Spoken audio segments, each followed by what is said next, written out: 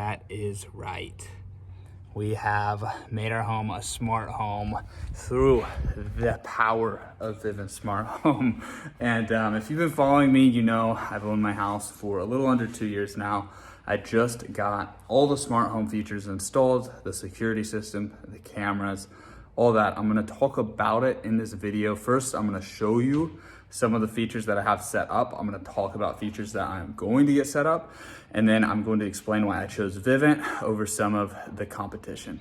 So real quick, I'm gonna show you how I can control features in my house with my voice. Now you can do this with the doors, you can do it with the garage, you can do it with the temperature.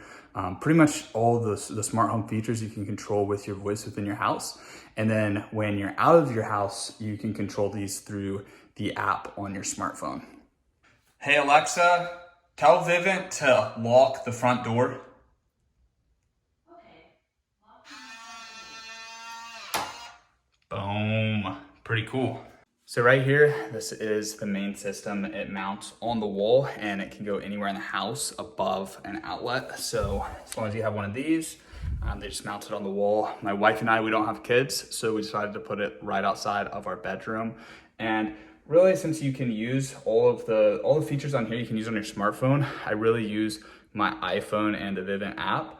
But when someone rings the doorbell, it is convenient because you'll see a nice clean image of them on here. This is about the size of like an iPad mini.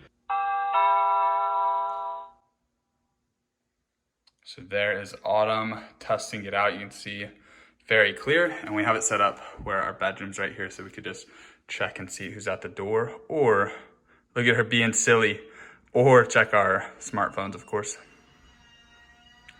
If you are adding a device, like I'm gonna install smart lights so that I can voice control when like turning the lights on and off and turning them different colors.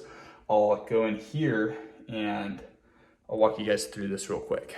So I just clicked the three dots down on the bottom right, and then over here on the left, I'll go to devices, and then I'll enter my PIN real quick, and then I'll click add new device, and then it'll let you go through and select. So when this got installed, I just added the, what did I add? Alexa, so, and it was pretty easy install. To close this video out, I want to go over why I chose Vivint over the competition, some of the big selling points, some of the big key things that made a difference for me and I feel like would provide value to you in making your decision as you guys build your homes into smart homes. I quickly realized there were two paths that I could take as I dove down the smart home rabbit hole and was doing all of my research. And one was to buy stuff on the shelves of big box stores like Walmart, Target, Best Buy, and then piece it all together, get the smart thermostat, doorbell cameras, and maybe get several different companies, several different apps. And what I found, my cat is really pushing on my arm here. So sweet and adorable. She has had a couple appearances in here. But what I found was Ring gets hacked all the time. And like if you just Google Ring doorbell camera, you'll see what I'm talking about.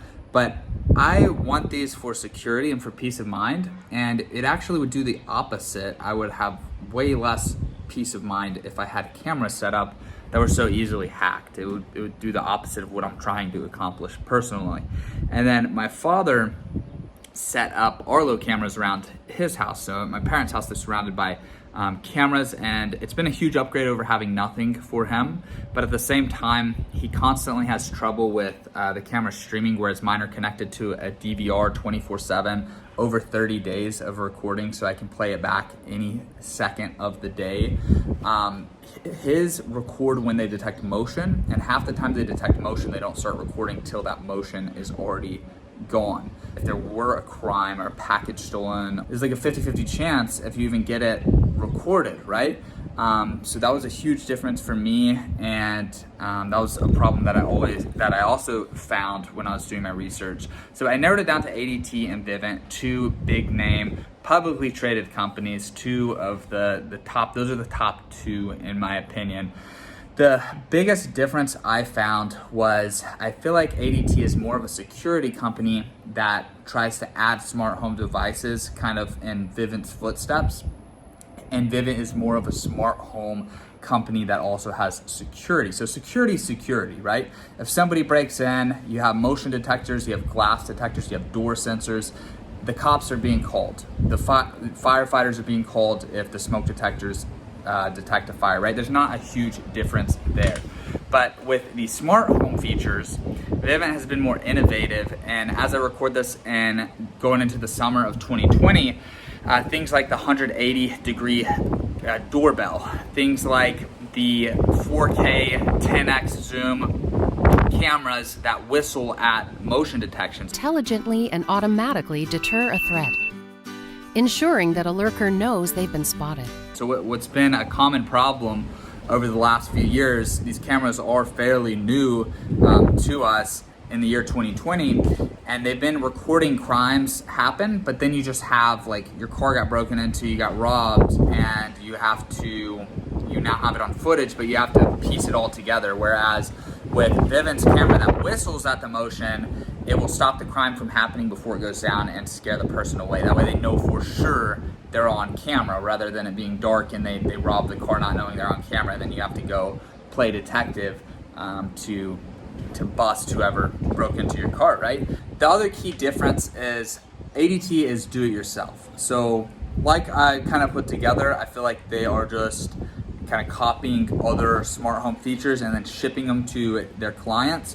Whereas with Vivint, a technician will come out to your house and professionally install all of these features. And I'm the type of person that's perfectly capable of installing stuff and setting it up. But I will say with the technicians, they do it all day, every day. So they're pros. They do it a lot quicker and probably a lot more efficiently. So that's nice too. And you get that done for free once a year. So if you're the type of person that is leasing a house and you move a lot more than somebody who would own a house and sit in the same spot, I don't know anyone who moves more than once a year. So it's nice to have that where they'll uninstall it and then reinstall it in your new place, and you never have to worry about actually setting the system up yourself. Also, the customer service, I've only called them once, but the person I talked to was like really took joy in helping me, and they were happy to assist me, which you don't always get when you call call centers, as I'm sure we all know. So that's those are really the key points with me. That's why I chose Vivint. I've had it for 2 months now, and I can't imagine owning a house without having this system in my house, having a full Vivint smart home. All right, guys, I hope this video helped you. I just finished editing it. If you have any questions, comment those in the comment section below. And then real quick, before you head out, if you do end up signing up with Vivint, not everybody gets the same discounts. They're always running different promotions. If you want to get the best rate and avoid paying anything up front, I can waive your installation fee and your startup fee, which will save you about $400 total.